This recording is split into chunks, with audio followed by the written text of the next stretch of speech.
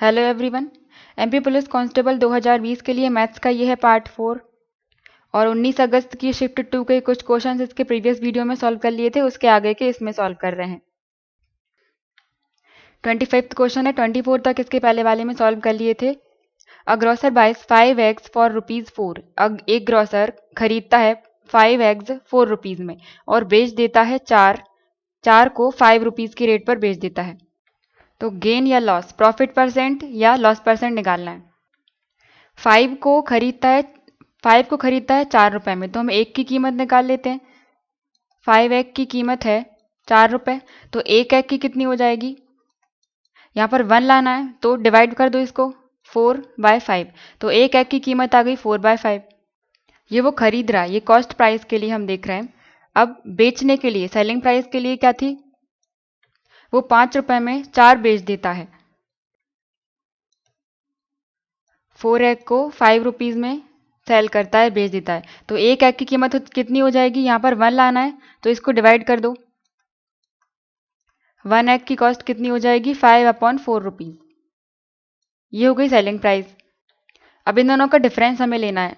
ये फ्रैक्शन में 4/5 और ये 5/4, इनको हम नंबर में चेंज कर लेते हैं, मतलब एक पूरा नंबर बना लेते हैं। 5 और 4 का एलसीएम से इन दोनों में हम मल्टीप्लाई कर देते हैं। 5 और 4 का एलसीएम कितना आ जाएगा, 20, तो यहाँ पर भी 20 से मल्टीप्लाई कर दो, यहाँ पर भी 20 से मल्टीप्लाई, तो ये 4 से कैंसिल हो जाएगा, ये जाएगा 16, और ये 5 से कैंसिल हो जाएगा, 5 इंटू 5 यह जाएगा 25। तो ये हो गई कॉस्ट प्राइस, ये हो गई सेलिंग प्राइस, इतने में बेचा। ये 4/5 5/4 से भी कर सकते थे, लेकिन थोड़ा कैलकुलेशन लॉन्ग पड़ जाता, इसलिए शॉर्ट करने के लिए हम इसमें 20 का मल्टीप्लाई किए, दोनों में किया है इसलिए बराबर ही आएगा। किसी एक में नहीं कर सकते थे, दोनों नंबर में मल्टीप्लाई किया है, तो ये हो गई कॉस्ट प्राइस, ये सेलिंग प्राइस। अब प्रॉफिट के लिए हम दोनों का डिफरेंस लेंगे, 25 माइनस 16, ये प्रॉफिट परसेंट निकाल रहे हैं हम। प्रॉफिट कितना हो जाएगा, 25 माइनस 16 9, और प्रॉफिट हम कॉस्ट प्राइस पर निकालते हैं, कॉस्ट प्राइस ये है 16, और परसेंट है तो 100 का मल्टीप्लाई कर देंगे।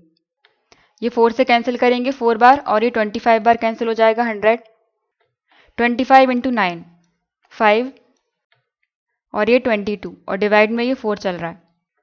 अब इसे कैंसिल करेंगे तो 4 से ये 5 बार कैंसिल होगा 20, तो 2 बचेंगे, 25 तो 6 बार 24, और ये 25 है तो 1 बच जाएगा, डिवाइड में 4, तो 56 कंप्लीट 1/4% प्रॉफिट परसेंट आ जाएगा। Second option. नेक्स्ट है फाइंड द एवरेज, इनका औसत निकालना है। तो एवरेज के लिए क्या, टोटल सम डिवाइड में टोटल नंबर्स, तो इन सबको प्लस करना पड़ेगा। 999, 99 और 9, ये 27 का 7, यहाँ पर 2 बचेगा, तो 80 90 20 0 2 बचेगा, तो 1 1 11, तो सम कितना आ गया 1107, और डिवाइड में टोटल नंबर, टोटल कितने 1 2 3, तो 3 से डिवाइड कर देंगे। ये 3 बार 3 3 9 और 20, 3 6 18, 9 बार 27, एवरेज आ जाएगा 369। नेक्स्ट है स्टेनोग्राफर, एक स्टेनोग्राफर एक दिन में इतने वर्ड टाइप कर लेता है और वह हर दिन 6 घंटे टाइपिंग करती है, तो उसकी एवरेज स्पीड कितनी हो जाएगी, टाइप करने की एवरेज स्पीड। वह एक दिन में इतने वर्ड टाइप करती है और एक दिन में कितने घंटे काम करती है, 6 घंटे, मतलब एक दिन मतलब 6 घंटे, क्योंकि 6 घंटे ही काम कर रही है, तो 6 घंटे में कितने टाइप कर रही है वो, 6 घंटे में 16200 वर्ड्स टाइप कर रही है। तो एक घंटे में कितने कर लेगी, यहाँ पर 6 है, 1 लाना है तो 6 से यहाँ पर डिवाइड कर दो, तो एक घंटे में 6 से इसको डिवाइड कर देंगे, तो 16200 डिवाइड बाय 6, ये 2 बार जाएगा, और 7 से 42, और ये 00, 2700 वर्ड्स टाइप करेगी एक घंटे में। तो ये भी इसकी एवरेज स्पीड ही है, लेकिन ऑप्शन में क्या मिनट में पूछा है, पर ये घंटे में है तो हमें इसको मिनट में चेंज करना पड़ेगा। एक घंटे में 60 मिनट होते हैं, तो इस एक घंटे की जगह पर हम क्या 60 मिनट लिख सकते हैं। 60 मिनट इक्वल टू 2700 वर्ड्स। अब यहाँ से हमें 1 मिनट लेके आना है, तो 1 मिनट में कितने, 60 से इसको डिवाइड कर देंगे, 2700 डिवाइड बाय 60, ये 0 से 0 कैंसिल, ये कैंसिल करेंगे तो 6 से ये 4 बार कैंसिल हो जाएगा 24, और 3 बचेंगे तो 5 बार 30, तो 1 मिनट इक्वल टू आ जाएगा 45 वर्ड्स। ये इसकी स्पीड हो जाएगी 1 मिनट में 45 वर्ड टाइप करती है। Third option. नेक्स्ट है, एक ट्रेन 12 किलोमीटर की दूरी 10 मिनट में कवर करती है और वही ट्रेन एक पोल को, एक खंबे को कवर मतलब पार करने में 7 मिनट का टाइम लगाती है, तो length of the train, train की लंबाई क्या हो जाएगी? स्पीड का फॉर्मूला होता है डिस्टेंस अपॉन टाइम।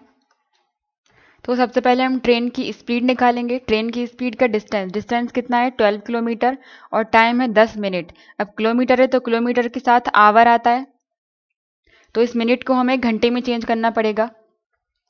10 मिनट लिखा हुआ है, इसमें हम 60 का डिवाइड कर देंगे तो आ जाएगा 1/6 आवर्स।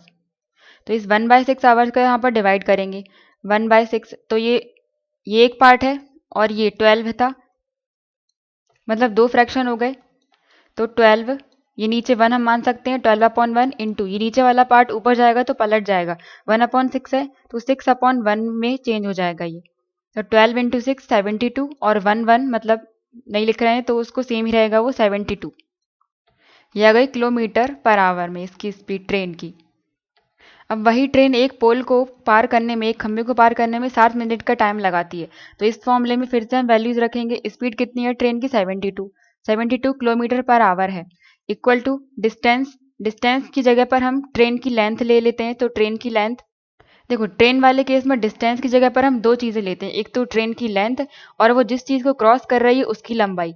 तो यहाँ पर ये पोल है, पोल या फिर कोई मैन होता तो उसकी लेंथ हम 0 ले लेते हैं यहाँ पर। तो लेंथ कितनी हो जाएगी, मतलब डिस्टेंस लेंथ के बराबर हम लेंगे। तो ट्रेन की लंबाई के लिए हमने एल लिख दिया डिवाइड में टाइम, और ये स्पीड भी किलोमीटर पर आवर में हमने निकाली थी, तो किलोमीटर पर आवर से हम मीटर पर सेकंड में चेंज करेंगे। किलोमीटर पर आवर से कोई भी वैल्यू को हम मीटर पर सेकंड में चेंज करते हैं तो 5/18 का मल्टीप्लाई कर देते हैं तो वो मीटर पर सेकंड में चेंज हो जाती है। तो इसको हम मीटर पर सेकंड में चेंज करेंगे तो 5/18 का मल्टीप्लाई इसमें ये कर देते हैं तो ये मीटर पर सेकंड हो गया ये पूरा पार्ट। ये हो गई स्पीड इक्वल टू डिस्टेंस की जगह पर हमने लेंथ ले लिया ट्रेन की, डिवाइड में टाइम, 7 मिनट दिया गया है। ये किलोमीटर पर आवर में थी स्पीड, इसको हमने मीटर पर सेकंड में क्यों चेंज किया? क्योंकि यहाँ पर ट्रेन की लंबाई जो है वो मीटर में ऑप्शंस दिए गए, इसलिए वापस से मीटर में चेंज किया। अभी जो टाइम दिया गया है ये मिनट में, अगर हम इसको मिनट लेके सॉल्व करेंगे तो आंसर नहीं आएगा। अगर हम इसको सेकंड लेकर मानेंगे, 7 सेकंड में पार कर रही है तो इसका आंसर आ जाएगा, तो इसको हम सेकंड मान रहे हैं, तो इसका आंसर सही आ रहा है। शायद ये क्वेश्चन में कुछ मिस्टेक होगी, इसकी जगह पर 7 सेकंड होगा, 7 मिनट लेकर आंसर आएगा भी नहीं। तो ये 7 सेकंड हो गया। ये लेंथ निकालनी है हमें एल की वैल्यू, इसे हम सॉल्व कर देंगे। 18 से कैंसिल हो जाएगा 4 बार, क्रॉस मल्टीप्लाई करेंगे तो 5 into 4 equal to L by 7। इस 5 इंटू 4 में 7 का मल्टीप्लाई कर देंगे, 5 into 4 into 7 equal to L, ये हो जाएगा 20 और 140। ट्रेन की लंबाई आ जाएगी 140 सेकंड ऑप्शन। नेक्स्ट है फाइंड द एवरेज, इसका एवरेज निकालना है। तो एवरेज निकालने के लिए हम पूरे नंबर्स का सम करेंगे, प्लस करेंगे। तो 4, 5 और ये 5 10, एक 10 हो गया और 8 + 2 10, तो 0, 22, 28 और 30, 300 आ गया इसका सम। अब 1 2 3 4 5 6 हैं टोटल नंबर्स, कैंसिल कर देंगे, 5 बार कैंसिल हो जाएगा और 0, एवरेज इसका आ जाएगा 50। नेक्स्ट है area of A square field is इतना, एरिया दिया गया है, एक वर्गाकार क्षेत्र का क्षेत्रफल दिया गया है इतना। तो length of the side of the field, तो उसकी एक साइड निकालनी है। एक क्या मतलब, वो तो सारी बराबर ही होती है, साइड निकालनी है। तो एरिया कैसे निकालते हैं हम? स्क्वायर है, वर्ग है, तो एरिया ऑफ द स्क्वायर क्या होता है? साइड का स्क्वायर। तो एरिया यहाँ पर दिया गया है 101/400 इक्वल टू साइड का स्क्वायर, क्योंकि चारों साइड तो बराबर ही होती है। अभी यहाँ पर स्क्वायर है, 2 है, यहाँ जाएगा तो 1/2, मतलब इसका रूट चढ़ जाएगा, तो रूट के अंदर ही आ जाएगा 101 complete 1/400 equal to S. S कोई साइड हो गई इसकी, स्क्वायर की साइड हो गई एस। अब एस की वैल्यू हमें निकालना है, इसका रूट निकालना है। तो 101 है ये, अगर हम इसका इसमें मल्टीप्लाई करके फिर प्लस करेंगे तो बहुत बड़ा हो जाएगा, स्क्वायर रूट निकालना पड़ेगा। हम अप्रॉक्स आंसर निकाल लेते हैं। क्योंकि इस 101 का अप्रॉक्स स्क्वायर रूट क्या होता है वो भी हमें मालूम नहीं है। अगर हम 101 की जगह पर 100 ले लें, 100, तो कुछ ज़्यादा फर्क नहीं पड़ेगा, एक ही बात है, मतलब एक ही कम किया है केवल। और 1 कंप्लीट 400। अब इसका रूट ले लेते हैं इक्वल टू एस। 100 का कितना हो जाएगा 10, और 1 का 1 ही रहेगा, 400 का कितना 20। ये हो जाएगी साइड। अब इसको थोड़ा और सॉल्व कर लें, ये 10 तो है ही, अब इतना बचा हुआ पार्ट कितना हो गया 10 प्लस 1/20 मतलब 0.05। तो 10 में 0.05 जोड़ दो तो ये हो जाएंगे 5, 0.0 और ये 1, तो 10.05। तो वर्ग की साइड की लंबाई कितनी हो जाएगी 10.05। नेक्स्ट है which of the following is not the reciprocal of this. ये नंबर दिया गया है, इसका व्युत्क्रम कौन सा नहीं होगा, रेसिप्रोकल कौन सा नहीं होगा ये बताना है। तो 5/7 और होल पावर में -6 लिखा हुआ है। तो -6 हम कब लिखते हैं, जब कोई नंबर है जैसे a/b है, इसकी पावर कुछ भी है n, और जब हम इसको पलट देंगे तो इसकी पावर निगेटिव हो जाती है। ये a/b है, अगर हम इसको b/a कर दें तो ये -n हो जाएगी इसकी पावर। व्युत्क्रम या रेसिप्रोकल का मतलब क्या होता है, a का रेसिप्रोकल क्या हो जाएगा 1/a। कोई भी नंबर है उसका 1/ में करके हम जब मतलब उसको पलट देंगे 1/ में फ्रैक्शन में लिखेंगे तो वो रेसिप्रोकल कहलाता है। जैसे 4 का हो जाएगा 1/4, 6 का 1/6 हो जाएगा व्युत्क्रम। तो हम इसको थोड़ा सॉल्व कर लेते हैं। ये पावर को हम पॉजिटिव करें, मतलब इसको 1/ में लिख दें, 5/7 है, अगर हम इसको 1/5/7 लिख दें और फिर ये इसकी पावर प्लस की हो जाएगी, और वापस से ये एक पार्ट है और ये एक पार्ट है, तो ये ऊपर जाएगा तो पलट जाएगा, तो 5/7 था तो 7/5 हो जाएगा, और ये 1 मल्टीप्लाई में है तो उतना ही आता है। पावर इसकी कितनी हो गई 6। या फिर हम डायरेक्ट ऐसा बोल सकते थे कि 5/7 था, पावर नेगेटिव में है, पावर अगर हमें पॉजिटिव करनी है तो इस अंदर वाली चीज़ को हमें पलट देना पड़ेगा। 5/7 का 7/5 हो गया और पावर हो गई प्लस में। अब इसका हमें रेसिप्रोकल लेना है, इसको वापस से हमें 1/ में लिखना पड़ेगा, तो इसको वापस से पलट दो। 7/5 था तो 5/7 और होल पावर -6, ये हो जाएगा इसका रेसिप्रोकल इस नंबर का। अब ऑप्शन से मैच करते हैं, ये 7/5 होल पावर 6 है, तो ये तो हमें यहीं पर मिला था, मतलब ये तो जो क्वेश्चन में बोला गया था केवल वही है, पूरा सेम ही हो जाएगा, तो ये तो आंसर होगा नहीं। और यही पूछा था कि कौन सा रेसिप्रोकल नहीं हो सकता, कौन सा व्युत्क्रम नहीं होगा, तो हमारा आंसर हो जाएगा ये फर्स्ट ऑप्शन, क्योंकि ये आंसर नहीं हो सकता। सेकंड में देखते हैं 7/5 होल पावर, तो इसको हम क्या लिख सकते हैं 7/5, अलग अलग पावर लिखी हुई है तो हम पूरा होल ब्रैकेट में लिख सकते हैं इसको -6, तो ये तो इसके सेम हो गया, मतलब आंसर है ये 7/5। ये यहाँ पर ये निगेटिव का नहीं आएगा क्योंकि ये है, इसका हमें रेसिप्रोकल लेना है, तो ये 5/7 और ये प्लस की आएगी 6। फिर से देख लेते हैं इसको, रेसिप्रोकल बोला है तो रेसिप्रोकल क्या होता है 1/ में, ए का रेसिप्रोकल क्या हो जाएगा 1/ में, मतलब जो भी नंबर दिया है उसको 1/ में लिखेंगे हम तो उसका रेसिप्रोकल हो जाएगा। अब ये लिखा हुआ है यहाँ पे 5/7 होल पावर -6, इसकी पावर नेगेटिव में लिखी हुई है, अगर इसकी पावर हम प्लस में करना चाहें, पॉजिटिव करना चाहें तो अंदर की चीज़ को पलट दें, तो ये क्या हो जाएगा 7/5 होल पावर प्लस के 6 हो जाएंगे।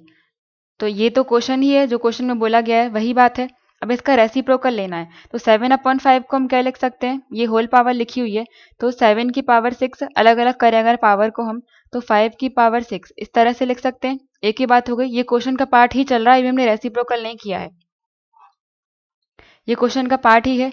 अब इसको 1/ में लिखेंगे तो 1/7 की पावर 6 और 5 की पावर 6, क्योंकि रेसिप्रोकल ले रहे हैं और हम उस नंबर का 1/ में लेते हैं, तो ये एक पार्ट हो गया और ये एक पार्ट हो गया, तो इसको हम ऊपर लेके जाएंगे तो ये पलट जाएगा, क्या आएगा 1, ये तो 1 ही रहेगा इनटू में, ये नीचे वाला डिनोमिनेटर का ऊपर चला जाएगा 5 की पावर 6 और ये नीचे आ जाएगा 7 की पावर 6, तो 1 इंटू ये 5 की पावर 6 ही रहेगा और नीचे 7 की पावर 6, तो ये हो जाएगा इसका reciprocal 5/7।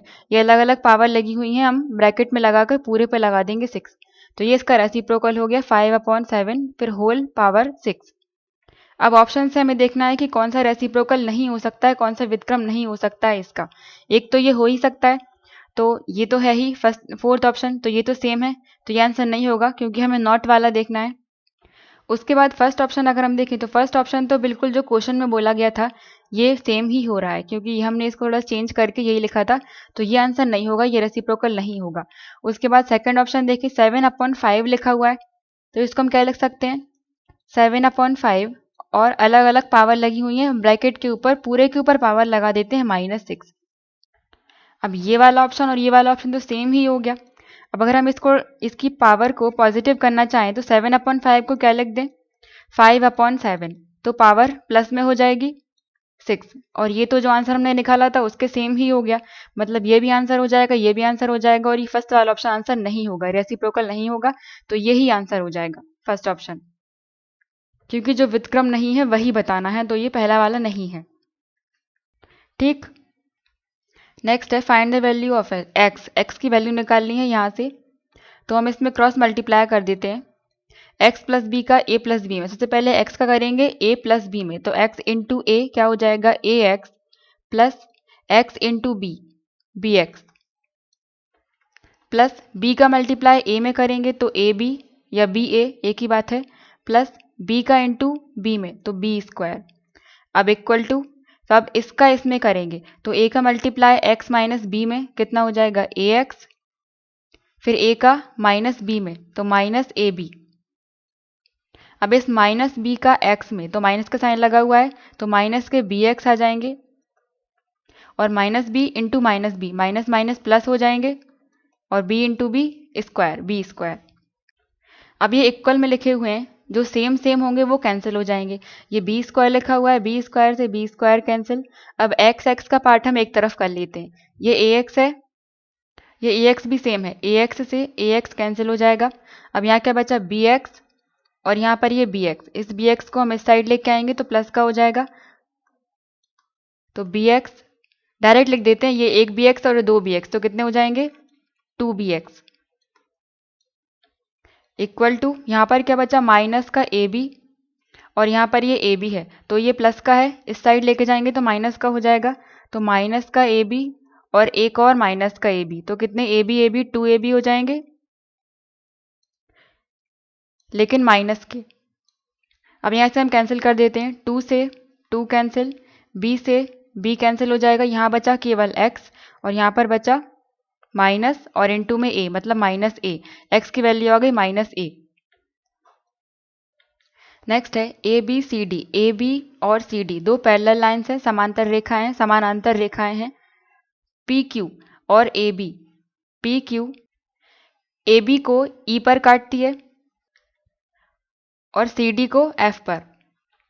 Angle A E P Y दिया हुआ है, ए ई पी ये एंगल दिया हुआ है Y. Angle P E B मतलब ये पी ई और बी एक्स दिया हुआ है, और डी एफ क्यू, तो डी एफ और क्यू बीच वाला एंगल लेते हैं हम, डी एफ क्यू ये हो गया 3x, ये 3x दिया हुआ है। तो वैल्यू ऑफ y का मान ज्ञात करना है। अब ये ए बी और सी डी ये पैरेलल लाइन है, और जब कोई दो पैरेलल लाइन होती है और उसको कोई लाइन कट करके जाती है तो ये वाला एंगल और ये वाला एंगल इक्वल होते हैं, अल्टरनेट एंगल हो गए। जिस तरह से ये दोनों इक्वल हैं तो ये वाले भी इक्वल हो गए। तो यहाँ पर ये वाला एंगल और ये, तो इसके सेम कौन सा एंगल है ये वाला, तो जब ये 3x है तो ये वाला एंगल भी 3x होगा। ये प्रॉपर्टी होती है कि जब दो पैरेलल लाइंस को कोई लाइन दूसरी लाइन कट करती है तो उसमें बहुत से एंगल बनते हैं, ये अल्टरनेट एंगल बनते हैं, अल्टरनेट इंटीरियर एंगल भी बनते हैं, वो ये वाले और ये वाले सेम होते हैं, और ये आमने सामने वाले भी बराबर होते हैं। तो यहाँ पर ये दोनों एंगल ये बन रहे हैं, ये वाला और ये वाला। ये 3x दिया हुआ था तो ये भी एंगल 3x हो जाएगा। अब ये यहाँ पर देखो, ये P वाली लाइन, ये SI डायग्राम यहाँ पर बना देते हैं। ये है P, ये है E, और ये दिया गया है x, और ये हमने सेम निकाला तो 3x। अब ये एक स्ट्रेट लाइन है, और जब किसी स्ट्रेट लाइन पर दूसरी एक स्ट्रेट लाइन टच करती है तो उनका एंगल कितना होता है 180 डिग्री। तो ये सेम स्ट्रक्चर यहाँ पे ऐसा बन रहा है सेम। तो ये x का और 3x इन दोनों को जोड़ेंगे तो 180 के बराबर हो जाएगा। तो x प्लस 3x कितना हो जाएगा 180 degree. x plus 3x equal to 180 degree. यहाँ से हम x की वैल्यू निकाल लेते हैं। x प्लस 3x कितना हो गया 4x 180 इक्वल टू में, और 4 से डिवाइड कर देंगे 180 में हम 180 डिवाइड बाय 4, तो ये 4 से 4 4 जो 16 और ये 5/20, तो x की वैल्यू कितनी आ गई 45। अब x की वैल्यू 45 आ गई, मतलब ये x है, ये कितना आ गया 45 PEB। अब हम इतने वाले पार्ट में देखें, ये लाइन जा रही है जो ये AB लाइन पर ये इस तरह से बना हुआ है, ये है P और ये है E, ये A और ये B, ये E है, जिसमें ये वाला एंगल y दिया हुआ है, ये y दिया हुआ है, ये AB पर हमने P लाइन इस तरह से कट की, ये y है, और ये x, ये वाला x जिसकी वैल्यू हमने अभी निकाली है x इक्वल टू 45, तो ये हो जाएगा 45 डिग्री। अब ये क्या बन रहा है, ये एक स्ट्रेट लाइन है, ये एक स्ट्रेट लाइन एक सरल रेखा बन रही है, और इस पर जब कोई दूसरी लाइनें कितनी भी लाइन काटती हैं तो उन सबका सम 180 डिग्री होता है। ये पूरा 180 डिग्री होगा। उसी तरह से यहाँ पर ये पूरा 180 डिग्री सम होगा इन सबका। तो यहाँ से हम क्या कह सकते हैं, x plus Y equal to 180 degree. x हमने निकाला था 45, x की जगह पर 45 लिखेंगे, plus y equal to 180। y की वैल्यू निकालेंगे, 180 में से 45 प्लस का उस साइड जाएगा तो नेगेटिव का हो जाएगा, 180 में से 45 माइनस करना है 135, तो y की वैल्यू आ जाएगी 135, और यही क्वेश्चन में पूछा था वैल्यू ऑफ y, तो एंगल निकल के आएगा 135 डिग्री। ये फर्स्ट ऑप्शन। नेक्स्ट है, इसकी वैल्यू फाइंड करना है। देखो यहाँ पर ये 155 मतलब 155 155 3 बार लिखे हुए हैं, ये एक फॉर्मूला बन रहा है a क्यूब का माइनस b क्यूब का। यहाँ पर अगर हम a इक्वल टू 155 मान लें और b इक्वल टू 55, तो इसकी जगह पर हम इतने पार्ट की जगह पर क्या लिख सकते हैं, 155 का होल क्यूब, मतलब 155 हमने क्या माना है a, तो इसकी जगह पर हम क्या लिख दें a क्यूब, माइनस ये इतने पार्ट की जगह पर क्या 55 का क्यूब लिख सकते हैं हम, क्योंकि 3 बार लिखा हुआ है, तो 55 का क्यूब मतलब b का क्यूब, क्योंकि 55 की जगह पर हम b लिख रहे हैं, b की वैल्यू हमने इतनी मान ली है। डिवाइड में ये 155 155 दो बार है, मतलब 155 का स्क्वायर, तो 155 की जगह पर हम क्या लिखेंगे a, मतलब a का स्क्वायर, प्लस प्लस के बाद ये फिर क्या लिखा हुआ है 155 और 55, मतलब ये है a और ये है b, तो a into B A B, plus ये 55 और ये 55, ये b है और ये b है, b into B B square. अब ये जो है ये इस फॉर्मूले का आधा पार्ट है, a cube minus B cube, ये फॉर्मूला होता है a माइनस बी इंटू में a square plus A B plus B square. ये इसका फॉर्मूला होता है a cube minus B cube का। तो यहाँ पर इस a cube minus B cube की जगह पर हम ये वाली वैल्यू रखते हैं, a माइनस बी, फिर ब्रैकेट में a square plus A B plus B square, और डिवाइड में जो चल रहा था वो सेम ही रहेगा, a square plus A B plus B square. अब यहाँ से ये दोनों वैल्यूज सेम है, a square plus A B plus B square और ये a square plus A B plus B square, तो ये दोनों कैंसिल हो जाएंगे, तो यहाँ क्या बचेगा a माइनस बी, तो a माइनस बी को हम कैलकुलेट कर सकते हैं, छोटा हो गया है, तो a कितना था, a कितना माना था हमने 155, तो 155 माइनस b कितना था 55, तो इसको माइनस करेंगे तो ये 100 आ जाएगा, तो इसका आंसर आ जाएगा 100। ऐसा हमने इसलिए किया क्योंकि इन सब को थोड़ा शॉर्ट करने के लिए, तो आंसर इसका 100 आएगा। नेक्स्ट है, एक स्टूडेंट को 30% मार्क्स मिलते हैं और वो 50 मार्क्स से फेल हो जाता है, और दूसरे स्टूडेंट्स को 30 मार्क्स मिलते हैं जबकि 230 मार्क्स मिलते हैं और वो पास हो जाता है 30 मार्क्स से। तो एग्ज़ाम के मैक्सिमम मार्क्स, एग्ज़ाम के टोटल मार्क्स निकाल लें, तो इसमें हम पासिंग मार्क्स और पासिंग मार्क्स को इक्वल कर लेते हैं। मतलब हम ऐसी कंडीशन बना रहे हैं कि दोनों स्टूडेंट्स पास होने के बराबर उनके मार्क्स आ जाएं। जैसे पहला स्टूडेंट है, उसको कितने मिले 30% मार्क्स मिले, लेकिन वो फेल हो गया 50 मार्क्स से। मतलब अगर उसको 50 मार्क्स और मिल जाते तो वो पास हो जाता। तो हम उसको पास करवा रहे हैं, मतलब पास करवाने के लिए मार्क्स बराबर में लिख रहे हैं। तो 30% मार्क्स मिले हैं तो उसको 50 और दे दें हम, 50 मार्क्स और दे दिए तो वो पास हो जाएगा। उसी तरह से दूसरे स्टूडेंट को कितने 230 मार्क्स मिले, 230 मार्क्स मिले और 30 उससे ज़्यादा मिले, तो हम पासिंग मार्क्स के बराबर ले आने के लिए हम 30 को माइनस कर देते हैं। मतलब जितने में पास हो रहे थे उससे 30 नंबर ज़्यादा आए थे उसके, तो हमने 30 को कम कर दिया। तो पास होने के लिए इतने नंबर चाहिए होंगे। तो यहाँ से हम परसेंट के बराबर निकाल लेते हैं। 30% लिखा हुआ है तो 30% इक्वल टू 50 प्लस का है, उस साइड जाएगा तो माइनस का हो जाएगा। 230 में 30 माइनस करेंगे तो 200 आ जाएंगे। ये 50 प्लस का था, यहाँ पे ये माइनस का हो जाएगा -50। तो 30% इक्वल टू 150। ये 0 से 0 कैंसिल, 3 से कैंसिल हो जाएगा ये 5 बार। तो 1% इक्वल टू कितना आ गया 5। तो ये 1% मार्क्स है, हमें 100% मार्क्स निकालने हैं, टोटल मार्क्स निकालने हैं एग्जाम के। तो वो 100% होते हैं। तो 100% कितने हो जाएंगे, यहाँ पर 2 0 और लगा दो तो 5, ये 500। तो 500 उसके मैक्सिमम मार्क्स हो जाएंगे एग्जाम के। 500 थर्ड ऑप्शन। नेक्स्ट है radius of a circle. Radius दी गई 6 सेंटीमीटर, एक वृत्त की त्रिज्या 6 सेंटीमीटर दी गई है और perpendicular distance from the centre to the of the circle to the code. Code की लंबाई या जीवा की लंबाई दी गई है 8। जैसे ये एक सर्किल है, वृत्त है, ये इसका सेंटर हो गया। कोड की लंबाई या जीवा की लंबाई दी गई है 8 सेंटीमीटर। तो ये कोड मान लेते हैं हम, ये हो गई पूरी 8 सेंटीमीटर। और इसके सेंटर से एक लाइन, एक परपेंडिकुलर ड्रॉ किया जा रहा है, बनाया जा रहा है कोड पर, जीवा पर। अब परपेंडिकुलर है तो ये 90 डिग्री का ही होगा। और रेडियस कितनी दी गई 6 सेंटीमीटर। तो रेडियस को हम चाहे यहाँ जोड़ें चाहे यहाँ जोड़ें, 6 ही होगी वो, क्योंकि रेडियस या त्रिज्या तो सब जगह बराबर होती है, सेंटर से लेकर वो बाहर वाली सरफेस तक टच करती है। चाहे यहाँ तक जाए वो 6 ही रहेगी। तो ये हो गई 6 सेंटीमीटर। अभी एक ट्राइंगल बन गया, ये ओ है, ये ए, ये बी, इसको कुछ भी नाम दे दो, ये सी हो गया ये इधर का। ये पूरी 8 सेंटीमीटर है।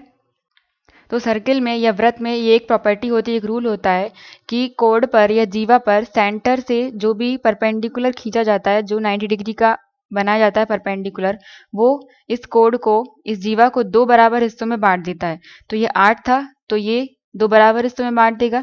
तो ये कितना हो जाएगा 4 और ये भी हो जाएगा 4। तो ये इस ट्राइंगल में हम देखते हैं,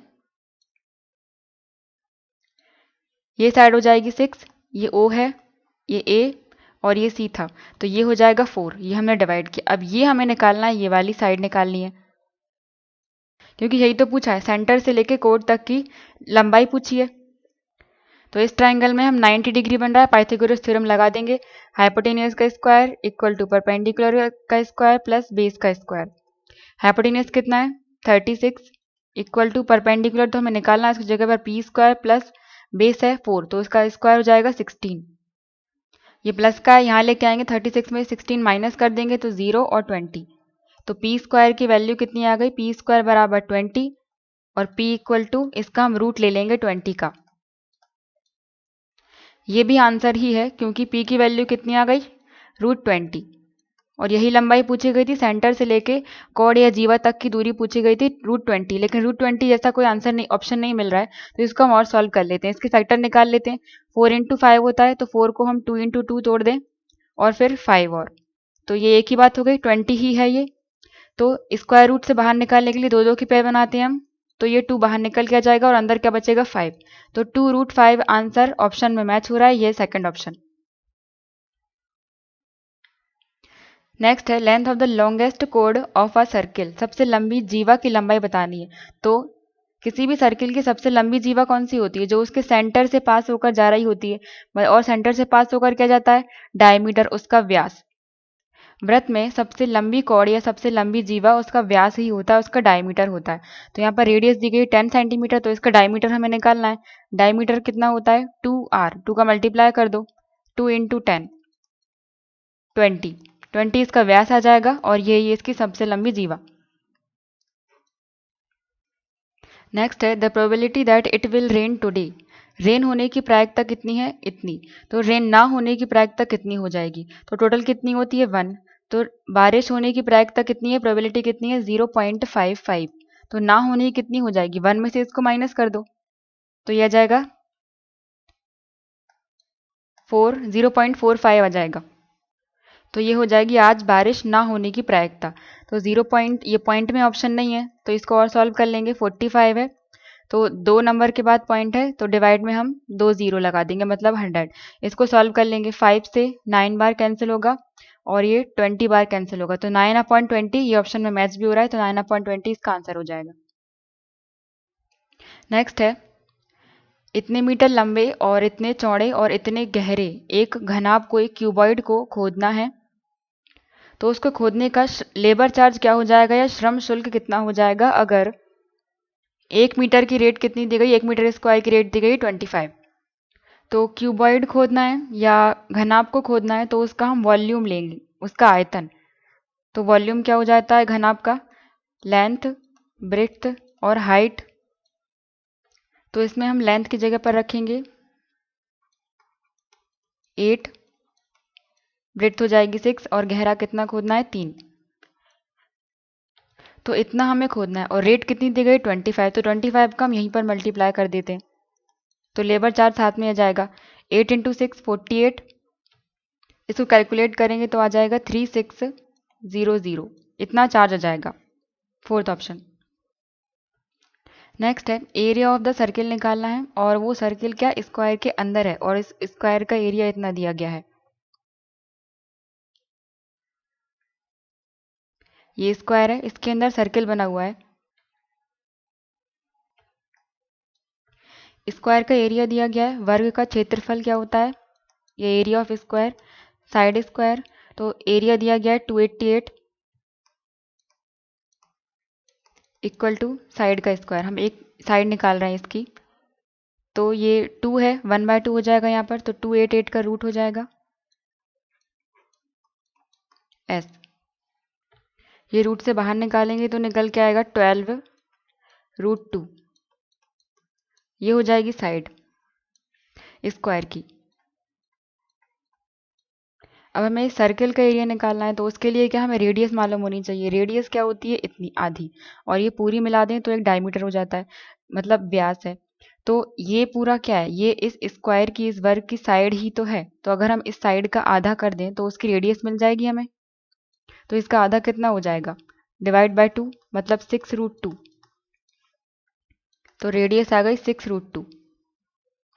त्रिज्या हो गई r इक्वल टू ये। तो एरिया ऑफ सर्किल क्या होता है या फिर वृत्त का क्षेत्रफल? πr²। पाई की जगह पर पाई ही लिख देंगे हम क्योंकि ऑप्शन में पाई को लिखा हुआ है इसलिए सॉल्व नहीं कर रहे हैं। आर की जगह पर ये इस पूरे का स्क्वायर। तो 6 × 6 स्क्वायर कर रहे हैं और √2 का 2 बार तो √2 × √2। ये हो जाएगा पाई और 6 × 6 36 मल्टीप्लाई में है और 2 × 2 2। तो 36 × 2 72 और फिर ये पाई साथ में चल रहा है मतलब 72 पाई इसका एरिया आ जाएगा। नेक्स्ट है यहाँ से हमें एट द रेट की वैल्यू निकालनी है। इसके मल्टीप्लाई में ये लिखा हुआ है तो एट द रेट की वैल्यू निकालनी है तो इस पूरे को हम इसके डिवाइड में लिख देंगे।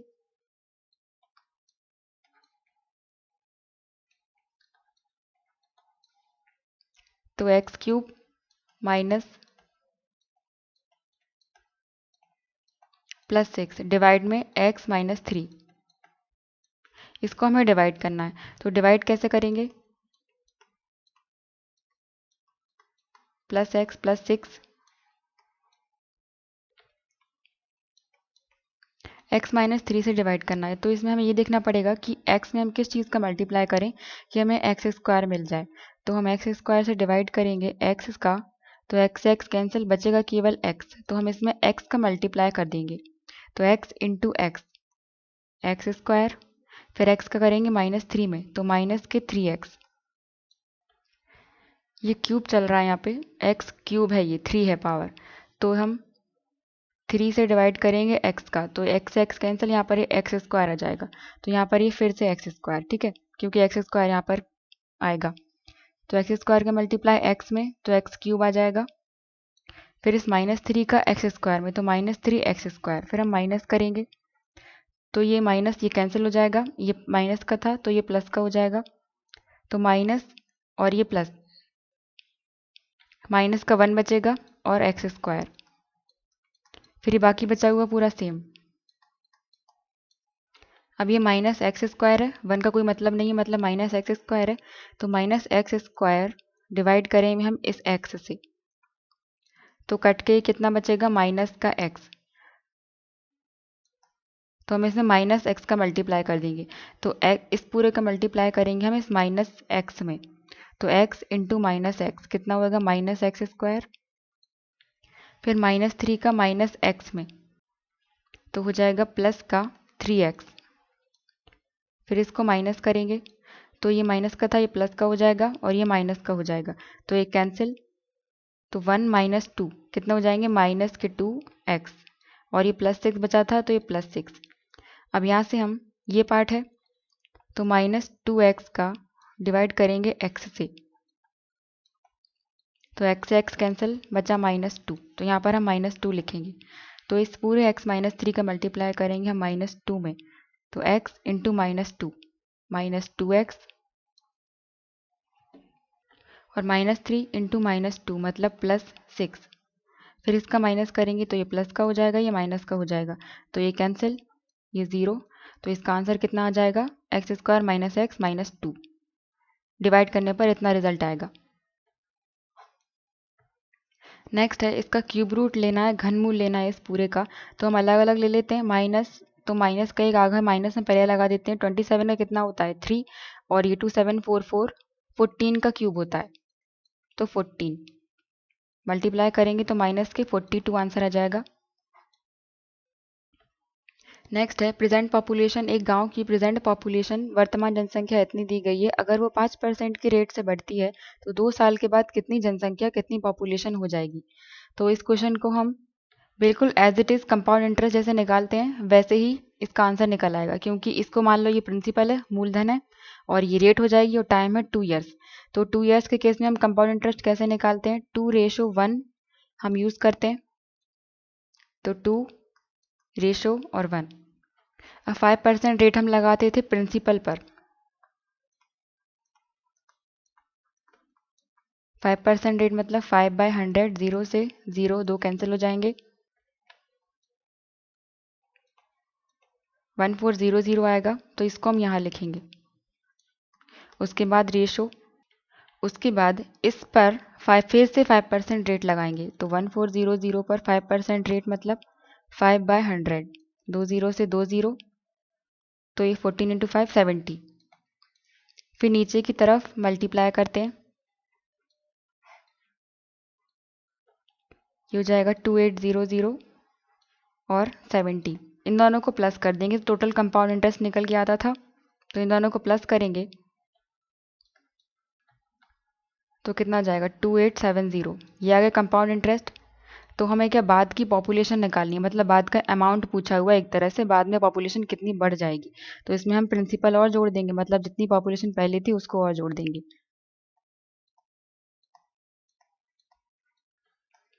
2870 इसमें प्लस कर देंगे तो 7 0, ये 8 0 और 3, इतनी पॉपुलेशन हो जाएगी 2 साल बाद। Third option.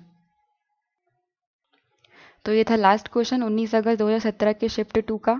Thank you.